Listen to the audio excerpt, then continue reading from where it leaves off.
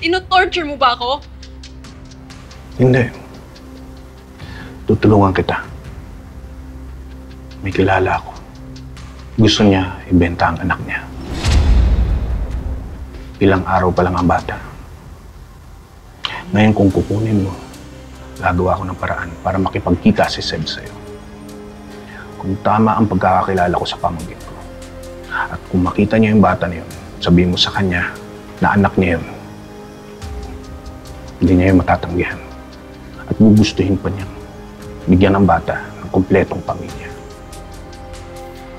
Tutulungan mo akong paniwalain si Seb na may anak kami? Bakit? Dahil mukha ka namang kumikilala ng utang na loob. At kung kasal na kayo ni Seb, lalong lalalim ang bulsa mo.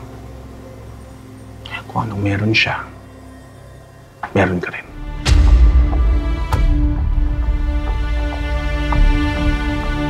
Buwan-buwan, makikinabang ako doon.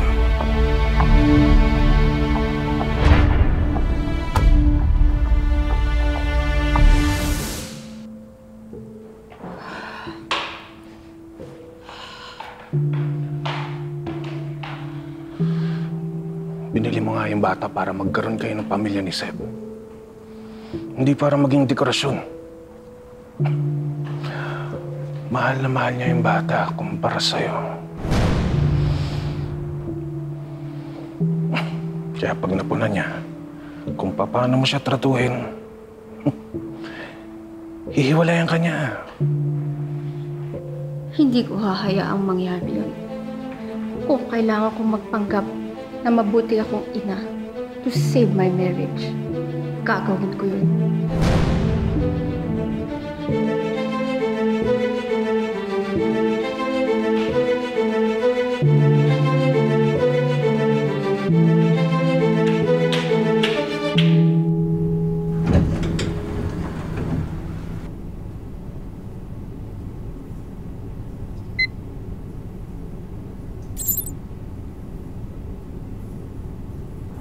Good evening po, Sir Sam.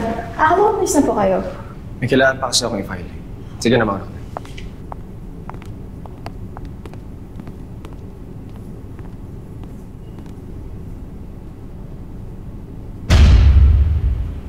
Good evening, Sam. Anong nagawa mo rito? Paano ka nakapasok? Bakit? Bawal bang bisita? Ayaw nga nakakapasok kayo sa opisina ng may-ari ng university kahit estudyante pa lang kayo. Diba?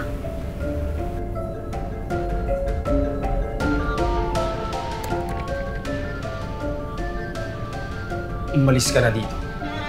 Kung ayaw mong pakaladkad kita palabas sa security.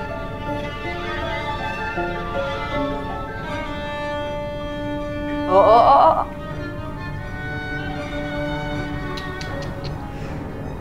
Wawa naman si June. Mawawala ng ama.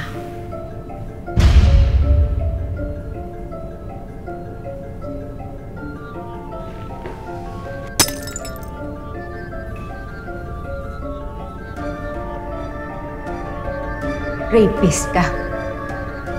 Pwede kitang ipakulong.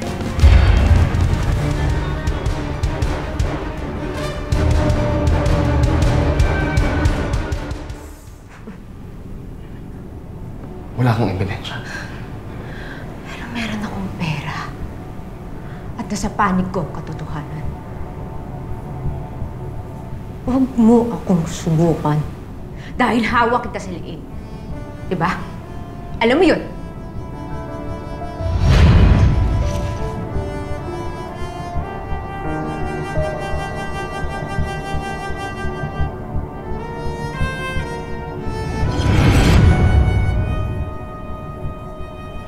Ano bang kailangan mo sa akin?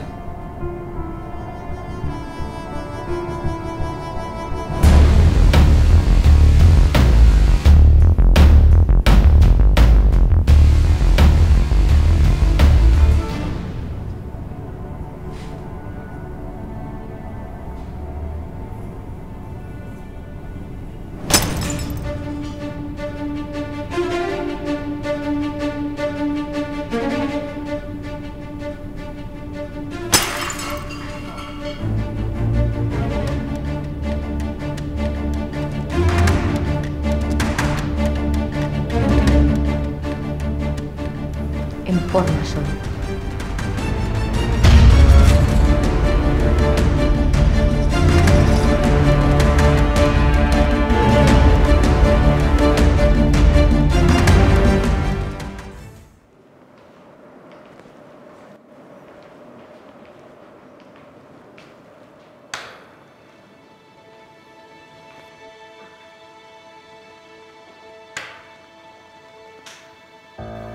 So, tutulungan ka nga ba ni Seb sa pagigigante kay Oliver? Oo. Malakas ang loob ni Oliver gumawa ng mga katarantaduhan dahil mayaman ang pamilya niya. Saan kaya siya pupulutin kung tinakwil siya ng nanay at tatay niya? Siyempre, dadamay natin ang tatay niya. Dad, sandot ka. May meeting ako sa labas. Okay.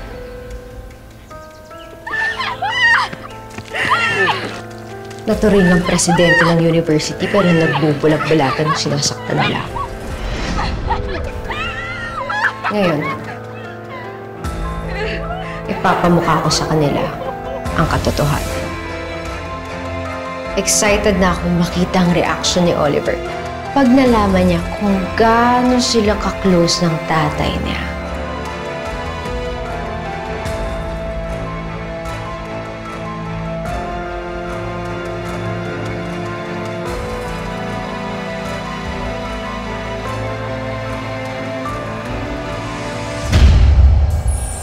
I think it's time. Ano naman gumante? Tutulungan ako ng magyan na makagante. Lagyan muna natin ng special ingredient. Free dessert po, courtesy ng restaurant. X-ray lang ang pinunta ko rito. Bakit dito mo ako pag-aantayin? Kamusta yung pakiramdam mo? Didimanda ko talaga yung restaurant na yan. Oliver, ikaw ba yan? Dad, Anong ibig sabihin nito?